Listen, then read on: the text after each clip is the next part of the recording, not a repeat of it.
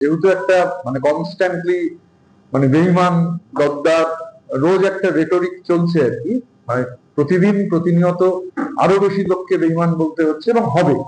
আজকে কালকে পরশু দিন যত বাড়বে আরো বেঈমান বলতে হবে। ঋতুর ওই ছবিগুলো কেমন লাগবে? অমিত মিত্র ধুতি টানা, মমতা ব্যানার্জিকে হ্যাকেল করা, ঋতু কেমন লাগবে? এটা রাজনৈতিক কেমন লাগবে? রাজনৈতিক অনেক হয়েছে আসল তৃণমূল, নকল তৃণমূল, ভালো তৃণমূল, খারাপ তৃণমূল তত্ত্বের পালা। এবার দলে আসল টিএমসি ও আসল বেইমান খোঁজার পালা। বৃহস্পতিবার বারবেলায় বিধানসভার প্রেস কর্নারে সেই তরজাতেই উত্তপ্ত হয় পরিস্থিতি।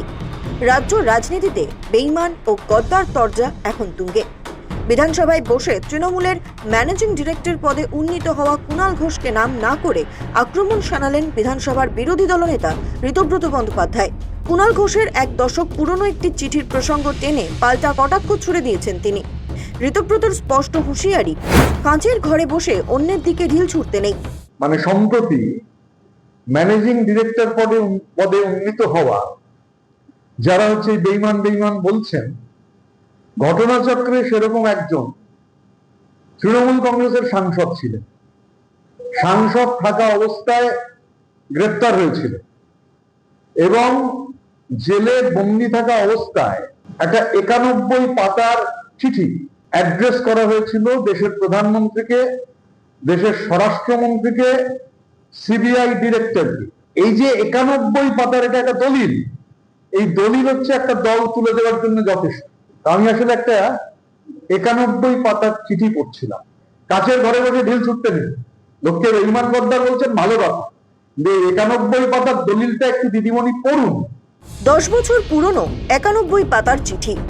চিটফান্ড কাণ্ডে কুণাল ঘোষ যখন জেলে ছিলেন তখনকার পরিস্থিতি মনে করিয়ে দিয়ে ঋতব্রত দাবি করেন, কারাবাস চলাকালে দেশের প্রধানমন্ত্রী, স্বরাষ্ট্রমন্ত্রী এবং কেন্দ্রীয় তদন্তকারী সংস্থা সিবিআইকে 91 পাতার চিঠি পাঠিয়েছিলেন প্রাক্তন তৃণমূল সাংসদ।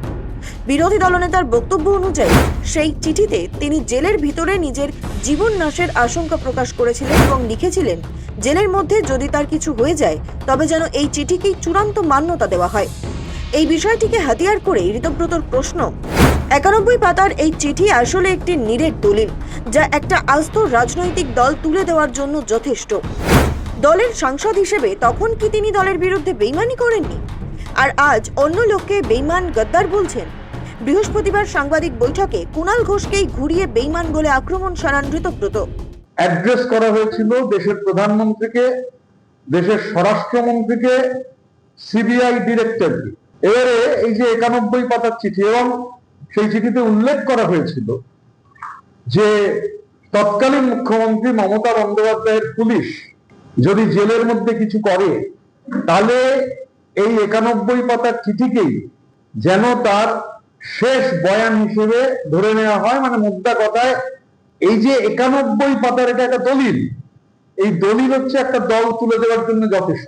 দল তুলে দেওয়ার জন্য যথেষ্ট। প্রকৃতপক্ষে সলতে পাকানো শুরু হয়েছিল তখন, যে দলের সাংসদ দলের বিরুদ্ধে কি তখন বেইমানি করেছিলেন, যা লিখেছিলেন এবং যাদের অ্যাড্রেস করেছিলেন, আর ওই দলিলে যা আছে পাকাতে শুরু করেছিলেন একটা প্রাইভেট লিমিটেড কোম্পানিকে লাখে তুলে দেওয়ার জন্য, লালবাতি জ্বালিয়ে দেওয়ার জন্য।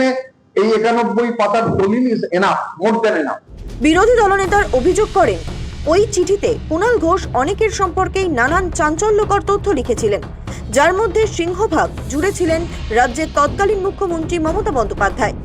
চিঠিতে অভিযোগ করা হয়েছিল যে একজন রাজ্যের মুখ্যমন্ত্রী চিটফান্ডের টাকায় চলেন এবং এই সারদা রোজভ্যালির মতো চিটফান্ড কেলেঙ্কারির সবচেয়ে বড় সুবিধাভোগী হলেন স্বয়ং মুখ্যমন্ত্রী।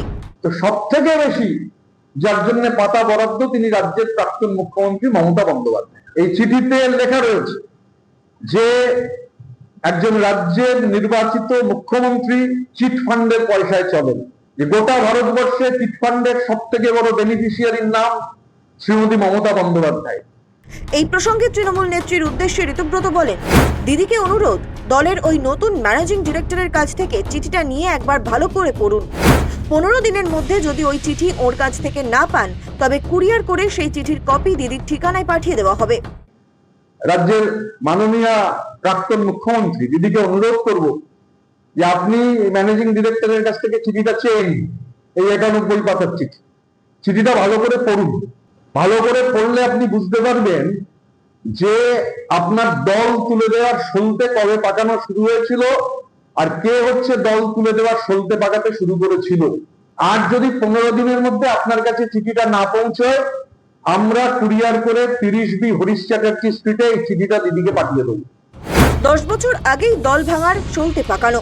তৃণমূলের বর্তমান নেতৃত্বের সমালোচনা করে ঋতব্রত বন্দ্যোপাধ্যায় মনে করিয়ে দেন যে দল তুলে দেওয়ার সলতে পাকানোর কাজটা আসলে আজ থেকে 10 বছর আগেই শুরু হয়ে গিয়েছিল। আজ যারা অন্যদের দিকে আঙুল তুলছেন তারাই 1 দশক আগে দেশের শীর্ষ নেতৃত্বকে চিঠি লিখে দলকে ধ্বংস করার বন্দোবস্ত করেছিলেন। কাঁচের ঘরে বসে ঢিল ছোড়ার এই রাজনীতি যে মানুষ মেনে নেবে না, বিধানসভার প্রেস কর্নার থেকে সেই বার্তায় স্পষ্ট করে দিলেন বিরোধী দলনেতা। ভালো করে পড়লে আপনি বুঝতে পারবেন যে আপনার দল তুলে দেওয়ার সলতে কবে পাকানো শুরু হয়েছিল আর কে হচ্ছে দল তুলে দেওয়ার সলতে পাকাতে শুরু করেছিল। বেইমানির একটা ইতিহাস আপনি অনুভব করতে পারবেন। অসুবিধা হলে ওকেই জিজ্ঞাসা করবেন যেখানে কাটাকুটি রয়েছে। ওটা তো আমার বিখ্যাত চিঠি। ঋতব্রতকে চাচা ছোলা জবাব কুণালের।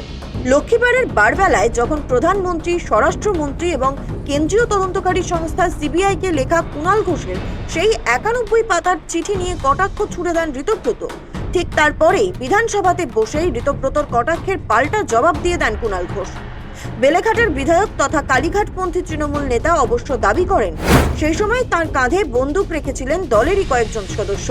ঋতব্রতকে পাল্টা কটাক্ষ করে কুণাল বলেন, শয়নে স্বপনে জাগরণে আমার নাম মনে রাখছে ঋতব্রত, দেখে ভালো লাগছে। ওটা তো আমার বিখ্যাত চিঠি, কঠিন সময়ের চিঠি। আজ বুঝলে তো কুণালই প্রথম হুইসেল ব্লোয়ার। আরে চাটন ঋত, একটা বোকার ছেলে, একটা খারাপ ছেলে। আমার 91 পাতার চিঠি, ওটা আনন্দবাজারে আমার বাইলাইন করে প্রকাশিত হয়েছে। ওগুলোর সঙ্গে নতুন আর কোনো, আমার বাড়িতেও দিস্তে আছে, আমার ধারণা মমতাদিরও পড়ে মুখস্থ হয়ে গেছে। ফলে ওইসব করে আমার এটা ভালো লাগছে। শয়নে স্বপ্নে জাগরণে ও যে ওই পালিশ ফালিশ ছেড়ে আমার নাম মনে রাখছে, সেটা আমার পক্ষে রিস্কিও বটে। হ্যাঁ, এটা আমার পক্ষে অত্যন্ত রিস্কি। হ্যাঁ, আমাকে একটু চারপাশ দেখে চলতে হবে। কারণ ঋত শয়নে স্বপ্নে জাগরণে ও তো সব নানা রকম জিনিস দেখে বেড়ায়। তা এখন আমাকে দেখছে, আমাকে আক্রমণ করছে, ये डर हमें अच्छा लगा। 91 পাতা অত্যন্ত বিখ্যাত চিঠি। ওটা একেবারে মানে আমি প্রায় পুজো বার্ষিকীতে অপ্রকাশিত পত্রাবলীর মতো আমি যত্নে রাখি।